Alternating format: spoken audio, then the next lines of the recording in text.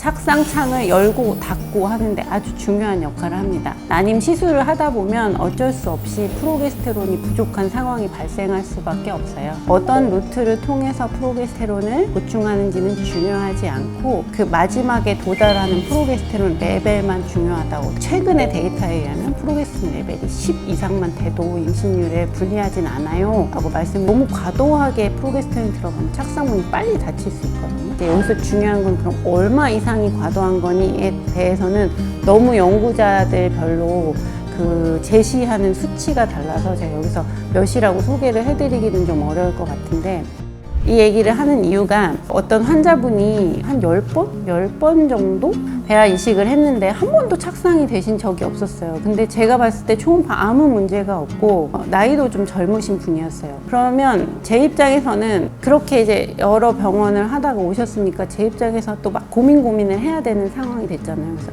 도대체 원인이 뭘까를 열심히 찾다가 프로게스테론을 좀 과도하게 쓰는 처방을 많이 받으셨더라고요. 근데 아마 저도 처음이었으면 똑같이 했을 텐데 이제 그렇게 10번 정도 페일하고 오셨으니까 이제 다른 포인트로 한번 생각을 해본 거고요. 그래서 제가 그분한테 말씀드렸어요.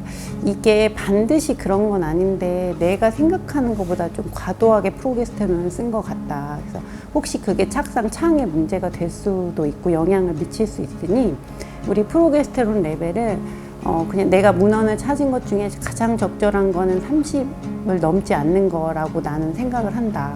그래서 우리가 30 넘지 않게 15에서 30 사이로 유지를 해보자 라고 얘기를 하고 제 의견에 동의를 해주셔가지고 그렇게 해서 평소에 쓰던 거에 반의 용량으로 프로게스테론을 썼고요. 그분이 쌍둥이 임신을 하셨거든요.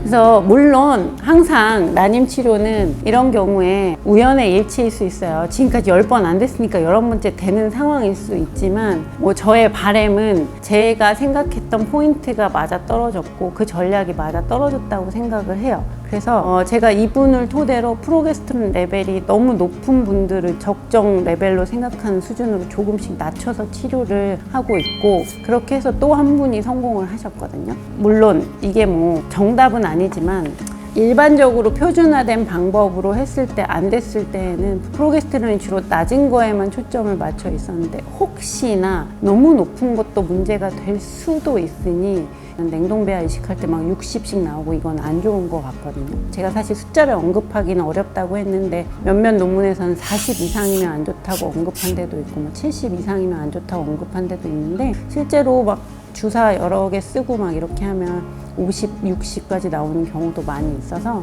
저는 그런 방법으로 표준 방법을 했다가 안 되면 이제 프로게스테론 레벨 좀 낮추는 방법을 좀 써보고 있습니다. 이게 또 계속 오해를 하시면 안 되는 게 이게 정답은 아닌데 아주 여러 번 했는데도 안 되는 경우에는 그거에도 좀 초점을 맞춰 보시면 어떨까 해서 제안을 드려봤고 실제로 저는 요즘 치료에 그렇게 이용을 하고 적용을 시키고 있습니다.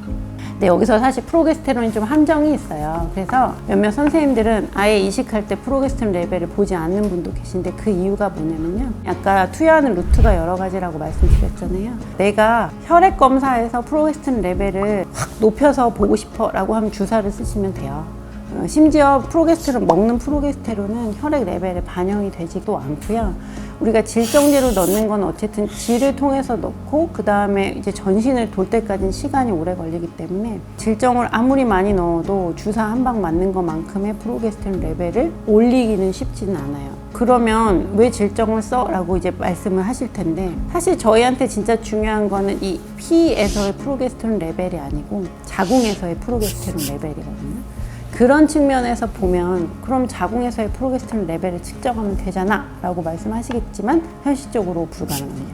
그렇기 때문에 이제 대체할 수 있는 방법인 혈액 검사를 하는 건데, 물론 혈액 검사를 통한 혈액 내 프로게스테론 레벨과 자궁 내 프로게스테론 레벨이 완전히 불일치하는 건 아닌데 완전히 일치하지 않을 수도 있다는 연구가 많이 있어서 그냥 혈액에서 보는 프로게스테론 레벨은 참고치 정도로 보시면 되고 이게 절대적이진 않을 수 있다는 얘기를 해드리고 싶었어요. 그래서 진짜 중요한 거는 자궁 내 프로게스테론 농도라고 하더라고요. 여러 가지 이유로 질정을 잘 못 넣으시는 분들도 많이 계세요. 왜냐면 불편하잖아요. 그럼에도 불구하고 저는 이러한 이론적인 배경을 바탕으로 너무 불편하지만 나는 질정제를 좀 써보고 싶다라고 이제 많이 설득을 하고 있고, 그래서 일단 이식할 때까지 좀 써보고 이식하는 날 프로게스테론 레벨을 보거나 아니면 이식하기 전에 한 4, 5일 정도 썼을 때 많이 불편하지 않으면 계속 우리 질정 치료해볼까요? 이렇게 말씀드리고 이제 설득해서 쓰고 있는 경우도 많이 있습니다.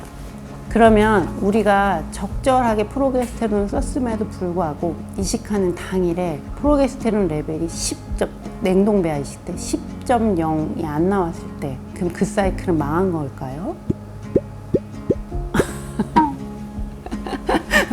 망했다는 거 뭔지 아시죠? 네. 임신율이 제로가 나올 것인가? 절대 아니래요.